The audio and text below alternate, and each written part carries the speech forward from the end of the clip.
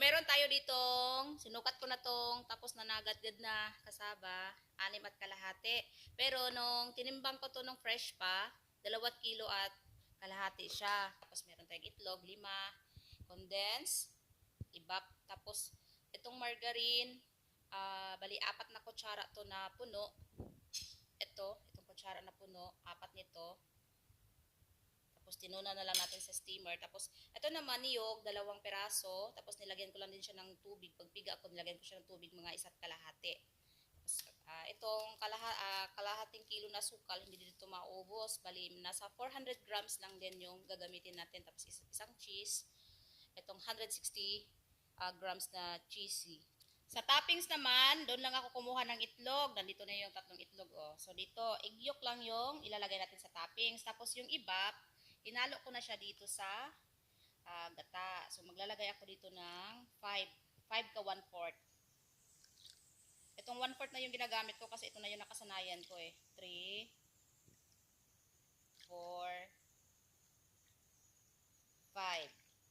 Tapos yung condense naman, 5 din na ganito. Yan. Hindi ko na lang may papakita sa inyo kasi naghahawak pa kasi ako ng cellphone. Mahirap na. Ilalagay ko na lang sa description. Ito na yung kasaba mixture natin. Ang nalagay ko lahat ay 4 na cup. So yung mga gata at saka ibap na nilagay ko dito, 4 na cup lahat yon. Kaso parang medyo tuyo. Nagdagdag lang ako ng 1/4 na tubig. Kasi yung kasaba natin ay parang uga siya ba?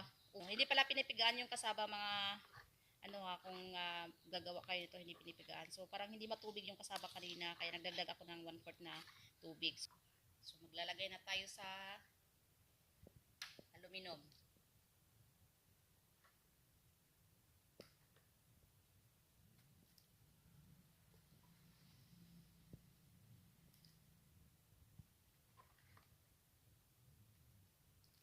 Cups lang ang ilalagay ko.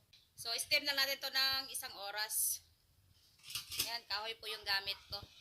1 cup, bali 2 tablespoon yung nilalagay ko. So, ito, 4 na cup ito. So, bali 8 tablespoon ang ilalagay natin. 2,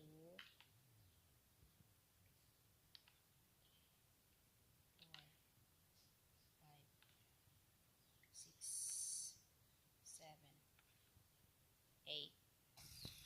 Lutuin naman natin sa ating improvised oven ang ating toppings. Ito na oh. Wow. Pakita ko sa inyo yung improvised oven namin ha.